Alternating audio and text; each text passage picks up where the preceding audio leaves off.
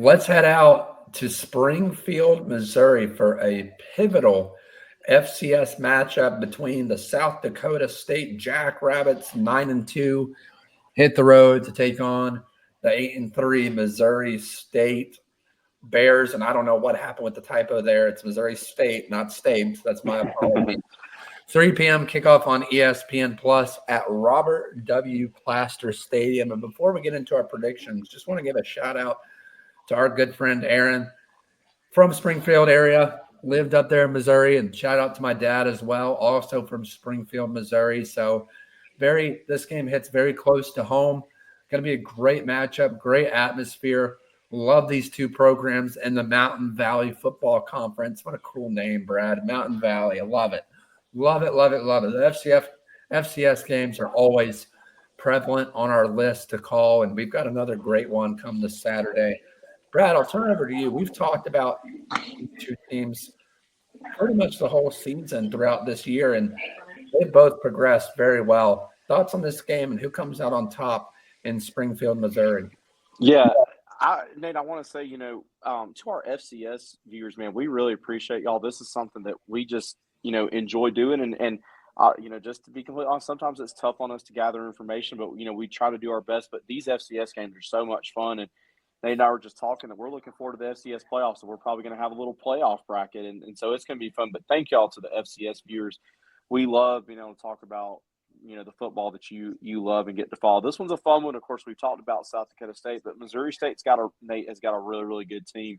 I'm impressed with their quarterback, Jacob Clark, 26 touchdowns, 6 picks on the year. But Nate, I want to talk about, man, I love defensive linemen, and when defensive linemen have an ability to get after the quarterback, and Missouri State's got two. Senior Jalen Williams, he's got 5.5 sacks on the year. And then senior Darian Smith with 6. Nate, these two are a formidable 1-2 combo and make quarterbacks' lives, tough, make offensive line jobs tough. These two guys do a really, really good job of just getting after the quarterback. Looking in this game, I was, impressed with Missouri State's defense. They've given up some points this year. I want to make that point, but they have they do a good job of, creating pressure, creating havoc. Jumping over to South Dakota State, and of course, I can't not talk about the Jackrabbits without talking about Mark Gronowski. He is just a very, very solid quarterback. He's a senior. He's just steady. I mean, I hate the game manager label, but this guy just he knows what to do with the football. He knows his offense, and he just puts the ball in the right places. My prediction for this one, and Nate, we both know the old saying is you can't let one loss turn into two. Missouri State was embarrassed last week against North Dakota State. Of course, North Dakota State is a powerhouse, but Nate, they lost at 59-21. That they're going to be, wanting to come back, and one final interesting point. This is the season finale for both of these teams before the playoffs start. So still a lot to play for, but Nate, I do think that one loss turns into two. I think South Dakota State has got a lot of stuff on film, obviously. South Dakota State, they want to have the chance to play North Dakota State again. And so I'm going to take the Jackrabbits in this one. I think it's going to be a close game, and I think they get a big road victory here on this one on Saturday. Yeah, Brad, this is a great matchup for the FCS, no doubt about it. And to your point, we love talking FCS football. We live for it every single weekend because, look, everyone's going to talk about the big games, and we love the big games too. But nothing's better than FCS ball because they don't get NIL. They don't get the things that these FBS schools do that they get, even on a scholarship level and meal plan level and all that.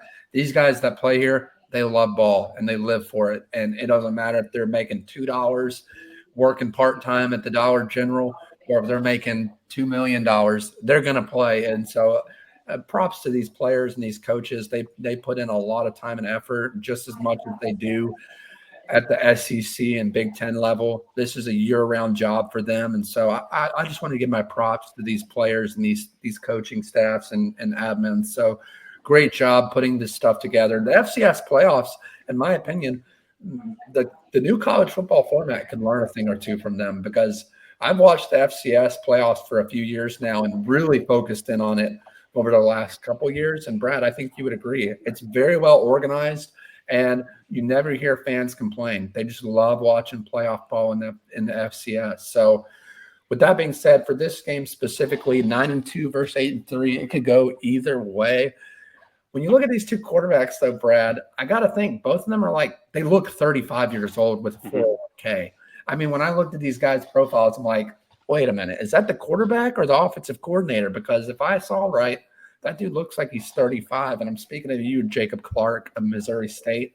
I don't know how many years you've been there, but I'm pretty sure you've got a wife and 2 kids, if I'm not mistaken. So shout out to Jacob Clark. Done a great job for Missouri. Has kept them in contention this year, averaging 211 yards through the air, completing 62% of his passes. Then you mentioned Gronowski on the other side. We've been talking about this kid for about, I think, 3 years now, Brad, 2 years. And we've loved watching him grow. He's done a fantastic job as well for that Jackrabbits offense for South Dakota. 15 touchdowns, completing 62.35% of his passes. But I think the biggest difference in this game is the rushing attack. When you look at Missouri State, they're averaging about 4.3 yards per carry, 163 yards per game. And then you look at the rushing attack for the Jackrabbits under Amar Johnson, 850 yards across 11 games, averaging 6.5 yards per carry, scoring 11 touchdowns. Brad, we've talked about the Jackrabbits rush game even last year, and I forget the running back's name, but I believe he got picked up in the NFL draft or as a free agent, but he was an absolute workhorse for the Jackrabbits last year. Then they replaced him this year with Amar Johnson, and they have not skipped a beat.